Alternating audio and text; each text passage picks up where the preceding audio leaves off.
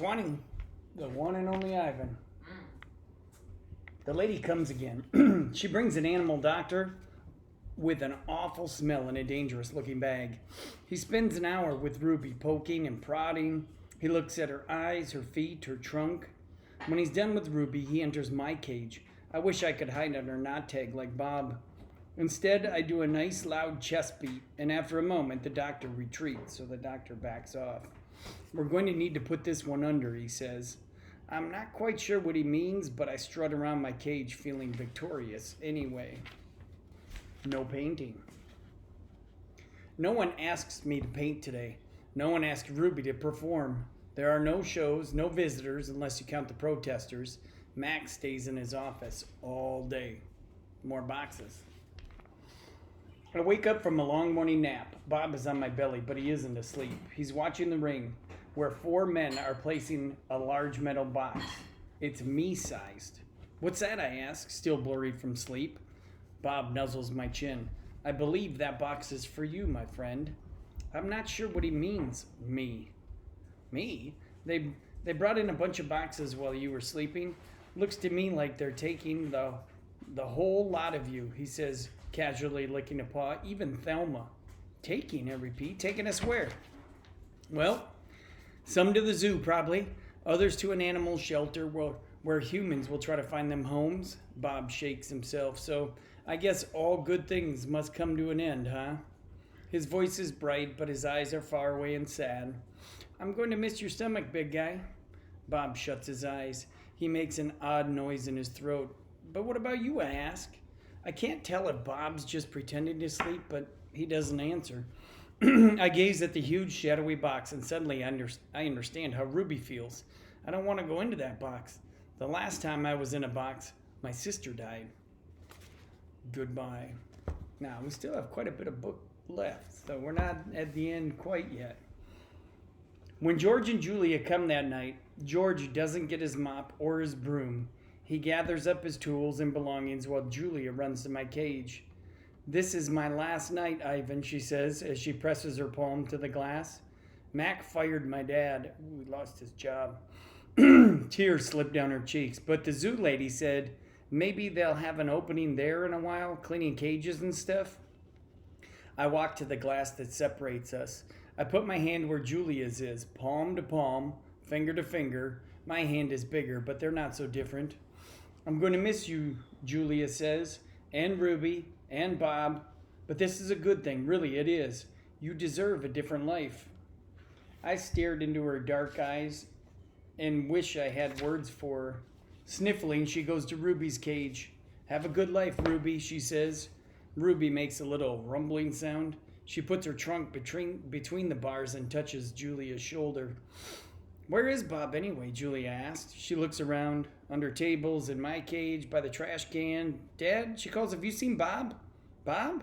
Nope, George says. Julia's brow wrinkles. That's a good show, don't tell, so she's confused. What's going to happen to him, Dad? What if Max shuts down the whole mall? He says he's going to try to keep it open without the animals, George says. He stuffs his hands in his pockets. I'm worried about Bob too, but he's a survivor. You know what, Dad? Julia gets a gleam in her eye. Bob could live with us. Mom loves dogs, and he could keep her company and... Jules, I'm not even sure I have a job yet. I may not even be able to feed you, let alone some mutt. My dog walking money. Sorry, Jules. Julia nods. I understand. She starts to leave, then runs back to my cage. I almost forgot. This is for you, Ivan. She slips a piece of paper into my cage. It's a drawing of me and Ruby. We're eating yogurt raisins. Ruby is playing with another baby elephant, and I'm holding hands with a lovely gorilla.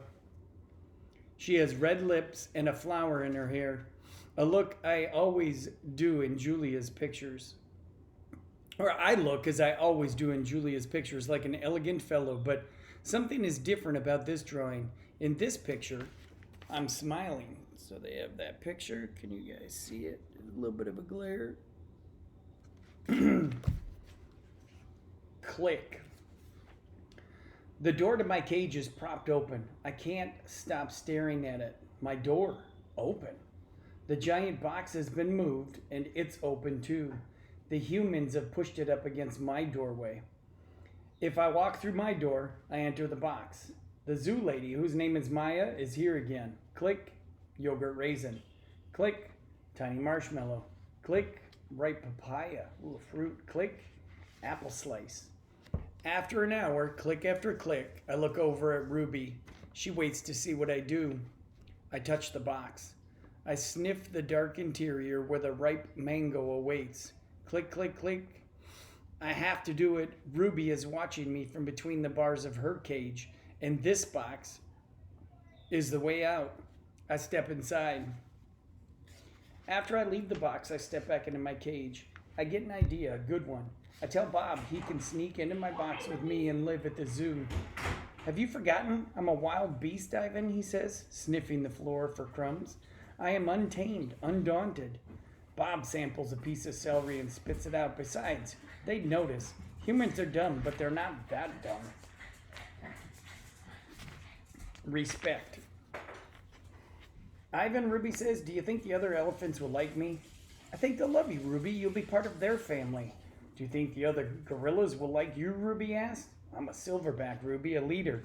I pull my shoulders and hold my head high. They don't have to like me. They have to respect me. Even as I tell her this, I wonder if I can ever command their respect. I haven't as much practice being a real gorilla, much less a silverback. Do you think the other elephants will know any jokes? If they don't, I'll tell her you can teach them. Ruby flaps her ears. She flicks her tail. You know what, Ivan? What I asked. I think I'm going to go in the box tomorrow. I gaze at her fondly. Oh, fondly likes her. I think that's a good idea. And I think Stella would have agreed. Do you think the other elephants will know how to play tag? I love tag. Me too, I say, and I think of my nimble sister racing through the brush just out of my reach.